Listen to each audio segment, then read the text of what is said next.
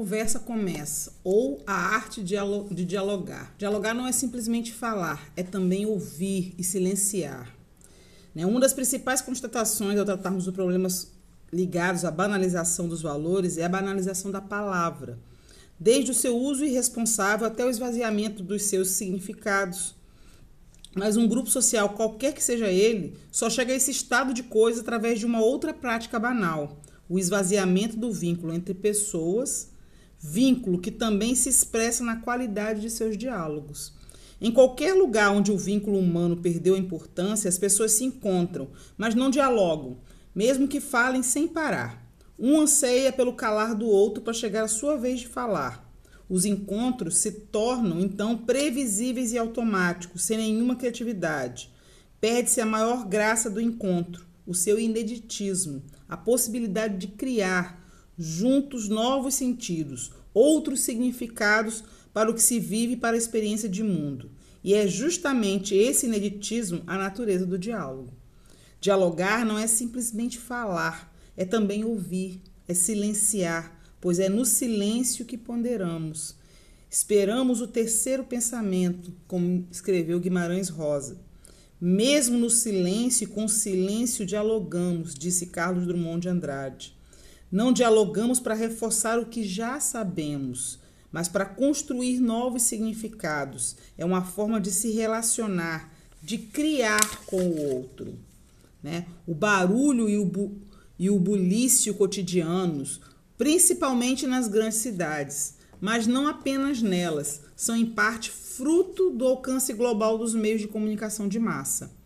O apelo incessante para sempre estarmos ocupados, fazendo algo, as informações prontas, efêmeras e velozes nas timelines das mídias sociais, o apelo incessante para que opinemos sobre tudo, mesmo desconhecendo o assunto em pauta, são muitas as formas que, disfarçadas de comunicação, nos distanciam do diálogo.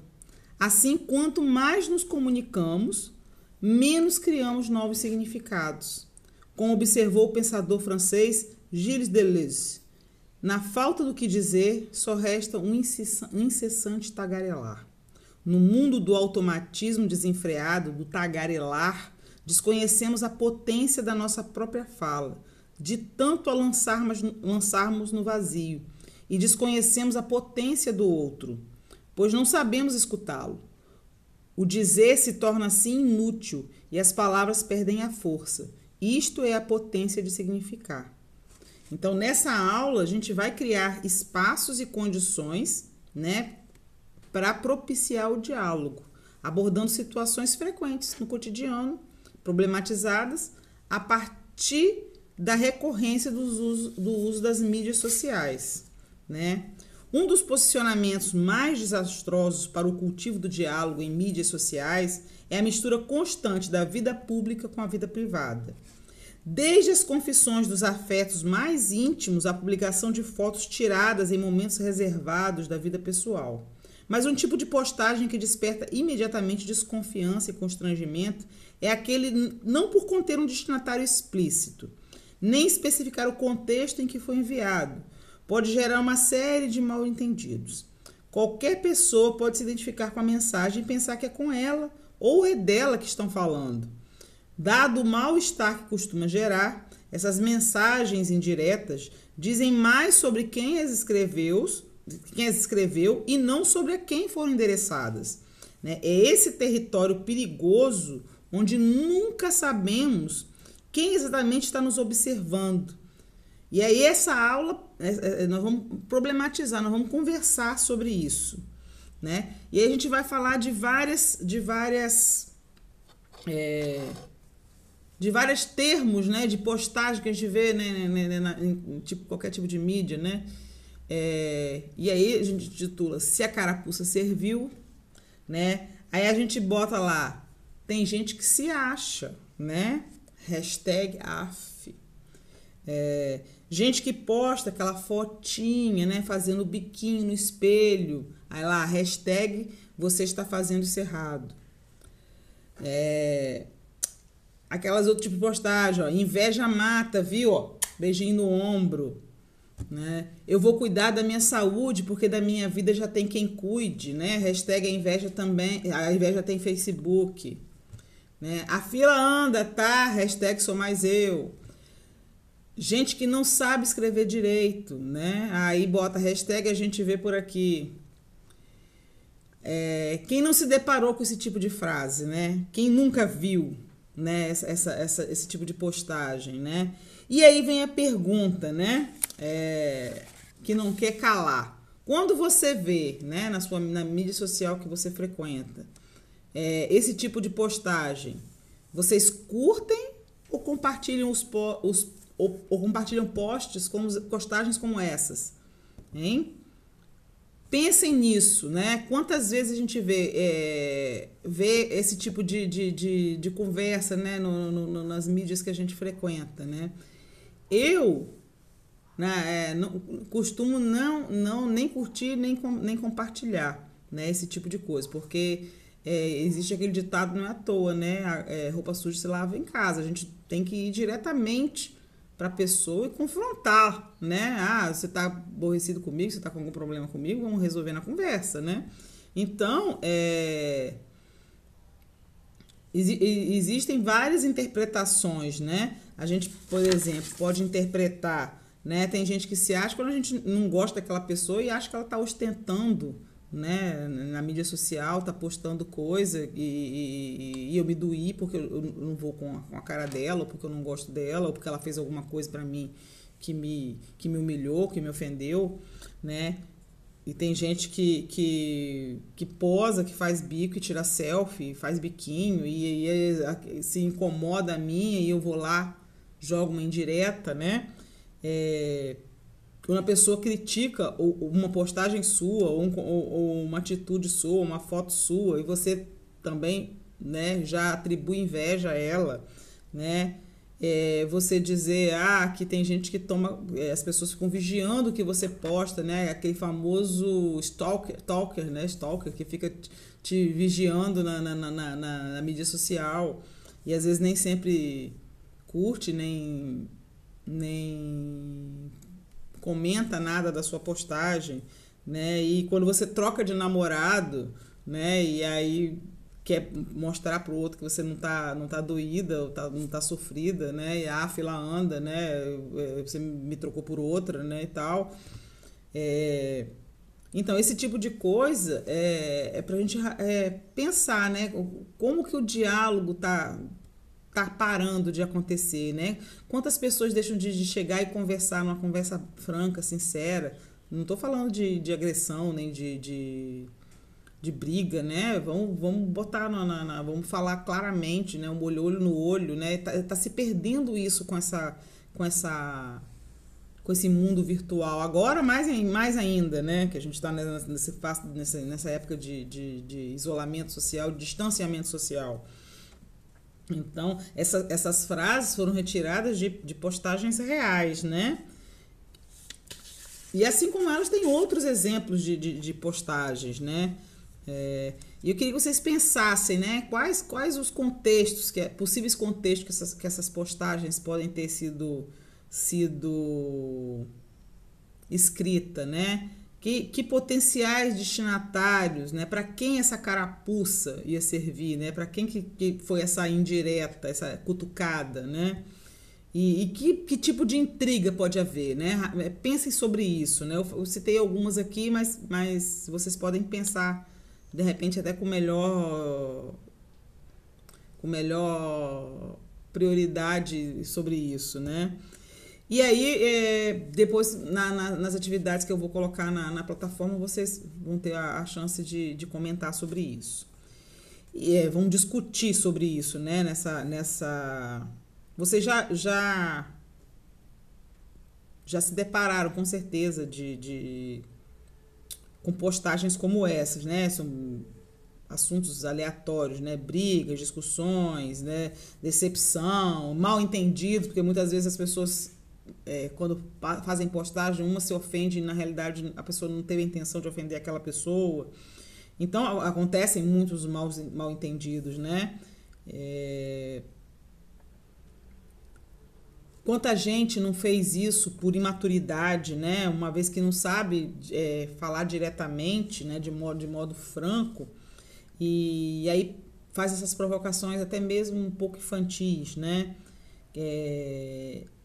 Tem a impressão de que uma pessoa está brigando o tempo todo com todo mundo, ela tá meio que se atacando para se defender, né?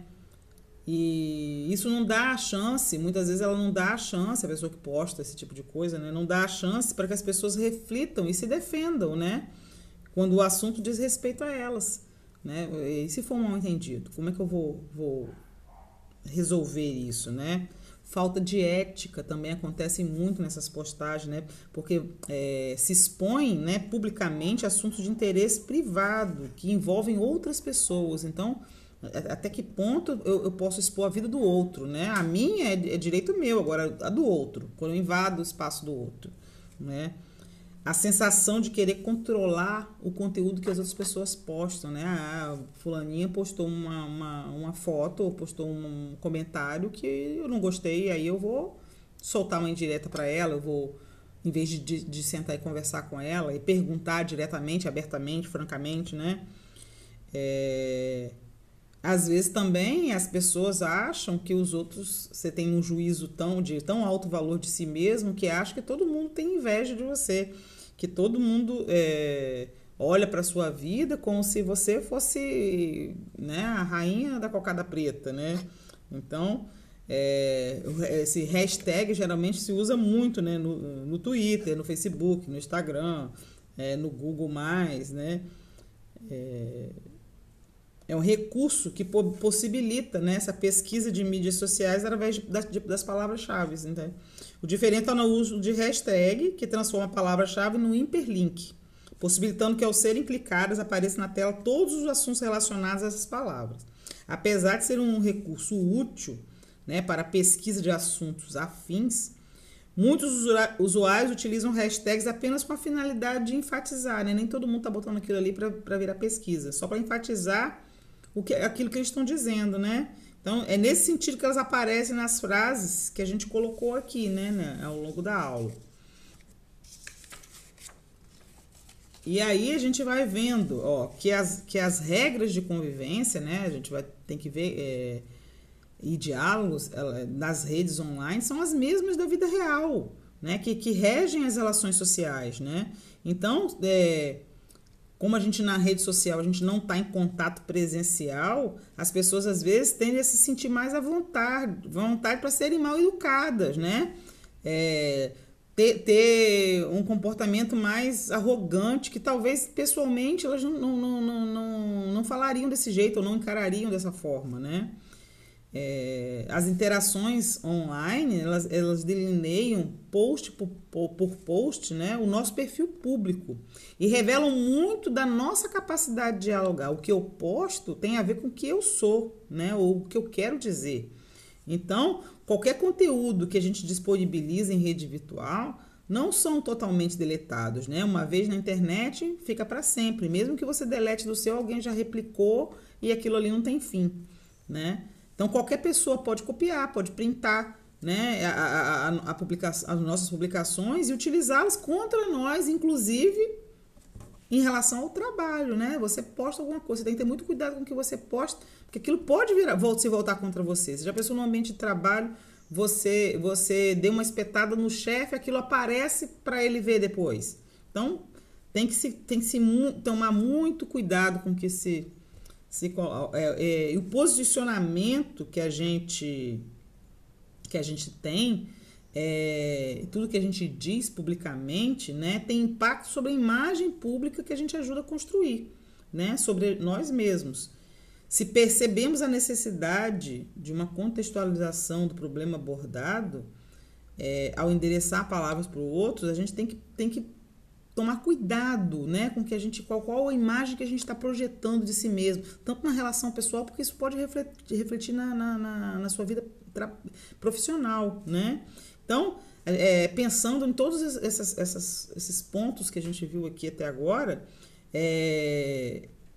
a gente pode se questionar, né? Quando surge algum conflito entre você e alguém na sua rede social, como que você resolve? né? Você dá uma espetada dessa, bota uma frase dessa, hashtag, né?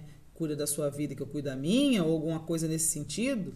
Ou você procura numa relação mais privada, ou numa situação mais particular, conversar com essa pessoa, tentar esclarecer, né? Afinal, a gente tem que lembrar que se nós somos seres racionais, a melhor maneira de se resolver um mal-entendido ou um conflito é a partir da conversa, né? Se a gente é capaz de falar, a gente tem que ser capaz de ouvir também e de argumentar e chegar a um consenso, né? Porque muitas vezes a gente se ofende e não foi a intenção da outra pessoa, e muitas vezes foi a intenção da outra pessoa e a gente se ofende em excesso. Então, vamos pensar sobre isso, né? Você costuma tomar cuidado ao dialogar publicamente, né? Seja em fóruns online, né? Facebook, Instagram, Twitter, ou na vida real, né? Então a gente tem que tomar muito cuidado, a gente tem que aprender a ouvir, né? E por isso que diz que a gente tem 2 ouvidos e uma boca só, porque a gente tem que aprender a ouvir mais, né? Ouvir mais e perceber que nem tudo é como a gente vê, né? Eu vou ler uma crônica para vocês de Rubem Braga, né? Recado ao Senhor 903, que fala muito sobre isso, sobre a pessoa, né, dialogar. Vizinho, quem fala aqui é o homem do 1003. Recebi outro dia, consternado, a visita do zelador que me mostrou a carta em que o senhor reclamava contra o barulho em meu apartamento. Recebi depois a sua própria visita pessoal, devia ser 00:30, e a sua veemente reclamação verbal. Devo dizer que estou desolado com tudo isso e lhe dou inteira razão. O regulamento do prédio é explícito, e se não o fosse, o senhor teria ainda ao seu lado a lei e a polícia. Quem trabalha o dia inteiro tem direito ao repouso noturno, e é impossível repousar no 903 quando há vozes, passos e músicas no 1003. Ou melhor, é impossível ao 903 dormir quando o 1003 se agita, pois como não sei o seu nome, nem o senhor sabe o meu, ficamos reduzidos a ser 2 números empilhados entre dezenas de outros. Eu, 1003, me limito a leste pelo 1005, a oeste pelo 1001, ao sul pelo Oceano Atlântico, ao norte pelo 1004, ao alto pelo 1103 e embaixo pelo 903, que é o Senhor. Todos esses números são comportados e silenciosos. Apenas eu e o Oceano Atlântico fazemos algum ruído e funcionamos fora dos horários civis. Nós 2 apenas nos agitamos e bramimos ao sabor da maré, dos ventos e da lua. Prometo sinceramente adotar, depois das 22 horas, de hoje em diante, um comportamento de manso lago azul. Prometo. Quem vier à minha casa, perdão o meu número, será convidado a se retirar às 21h45. E explicarei. O 903 precisa repousar das 22 às 7, pois às 8h15 deve deixar o 783 para tomar o 109, que o levará até o 527 de outra rua, onde ele trabalha na sala 305. Nossa vida, vizinho, está toda numerada, e reconheço que ela só pode ser tolerável quando um número não incomoda outro número, mas o respeita, ficando dentro dos limites de seus algarismos. Peço-lhe desculpas e prometo silêncio. Mas que me seja permitido sonhar com outra vida e outro mundo, em que um homem batesse à porta do outro e dissesse: vizinho, são 3h e ouvi música em tua casa. Aqui estou. E o outro respondesse: entra, vizinho, e come de meu pão e bebe de meu vinho. Aqui estamos todos a bailar e a cantar, pois descobrimos que a vida é curta e a lua é bela. E o homem trouxesse sua mulher, e os 2 ficassem entre os amigos e amigas do vizinho, entoando canções para agradecer a Deus o brilho das estrelas, e o murmúrio da brisa nas árvores, e o dom da vida, e a amizade entre os humanos, e o amor e a paz. Né? Então, essa crônica, né, de Rubem Braga, né, mostra o conflito típico entre vizinhos que habitam o mesmo prédio, né? E é relatado pela perspectiva do vizinho que está incomodando, né? Não pela perspectiva do vizinho que é incomodado. Sendo, né, o narrador o vizinho que incomoda, ele civilizadamente reconhece o seu erro, ainda que, de forma hilária e irônica, né, se identifica como um mero número e atribui a mesma situação ao vizinho ao qual se dirige, enaltecendo assim a impessoalidade absurda entre as duas pessoas, que dividem o mesmo espaço e não se conhecem. Com esse recurso, o que emerge em primeiro plano não é a relação que os dois poderiam ter, mas a que ambos devem não ter para seguirem em paz na sua não convivência. Já nos 2 últimos parágrafos, né, do texto, vocês vão receber o texto na íntegra na plataforma, o narrador devaneia, né, divaga, né, sobre uma relação ideal entre ele e o vizinho, onde as atitudes que desencadearam o conflito não fossem mais que um pretexto para a boa convivência, né, fraternal e repleta de hospitalidade. Com esse último recurso, o texto põe em xeque, né, os paradoxos da civilidade, onde o anonimato e a falta de contato entre pessoas próximas é considerado civilizado, pondo em segundo plano outras formas criativas de sociabilidade. Então, pensem sobre isso, né? Isso é um paradoxo da civilidade, né? Eu tô sendo irônica, mas sou eu que estou incomodando o meu vizinho, né? E aí tem outro texto que é de João Cabral de Melo Neto, né? Vamos ler esse texto também. Tecendo amanhã.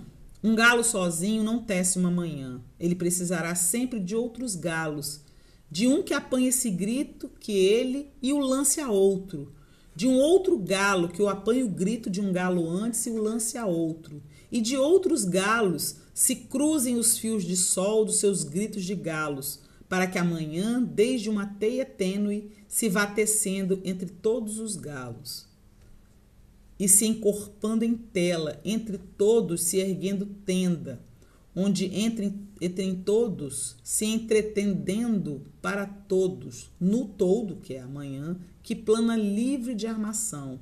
Amanhã, todo de um tecido tão aéreo, que tecido se eleva por si. Luiz Balão. Né? Essa é um poema de João Cabral de Melo Neto.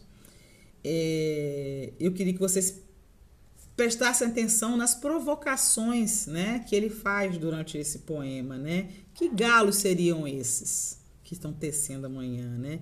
Que manhã esses galos tecem? Né? Reflitam sobre isso, né? Prestem atenção como ele constrói o poema, né? Na primeira parte, ele sugere realmente o ato de tecer coletivamente. O poema costura os cantos e os gritos dos galos, pontuados nas palavras apanhe, lance, cruzem, sempre entremeadas pelas palavras outro e outros.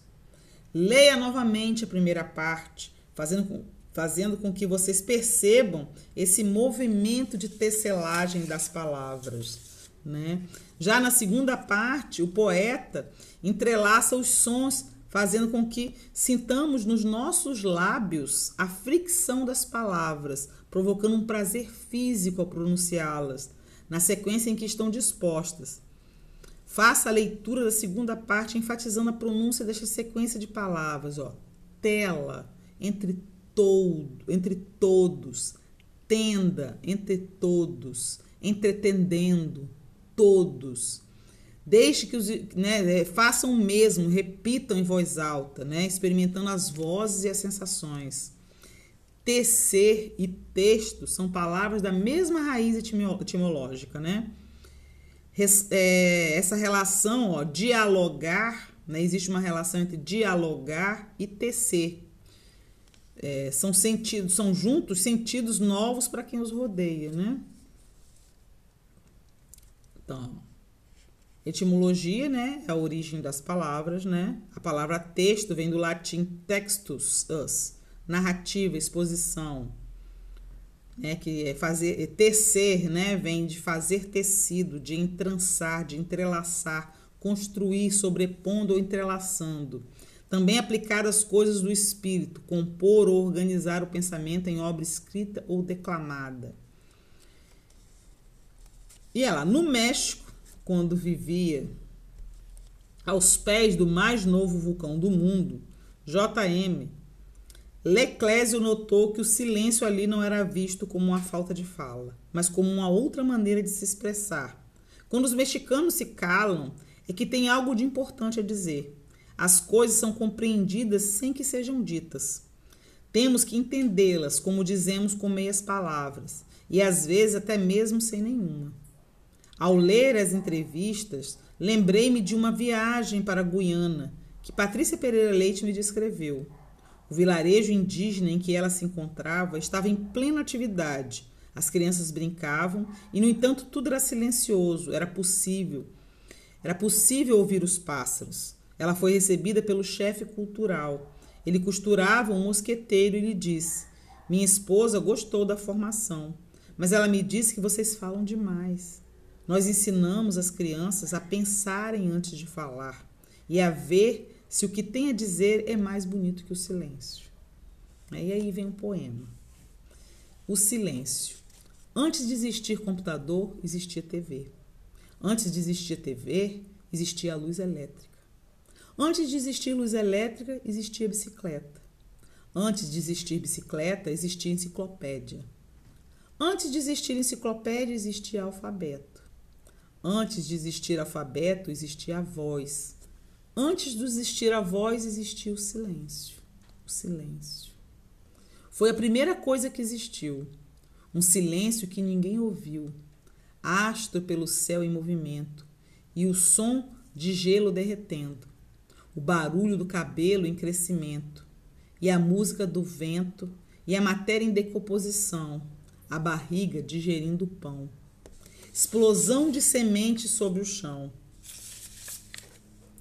Diamante nascendo do carvão. Homem, pedra, planta, bicho, flor. Luz elétrica, TV, computador. Batedeira, liquidificador. Vamos ouvir esse silêncio, meu amor. Amplificado no amplificador. Do estetoscópio do doutor. No lado esquerdo do peito, esse tambor. Então, esse poema, né, ele foi musicado. Depois eu vou botar o link para vocês na plataforma. Pelo autor, né, junto com Carlinhos Brown, e foi gravado um CD chamado O Silêncio, de Arnaldo Antunes. Eu vou botar o link que vocês podem ouvir a música, se vocês quiserem.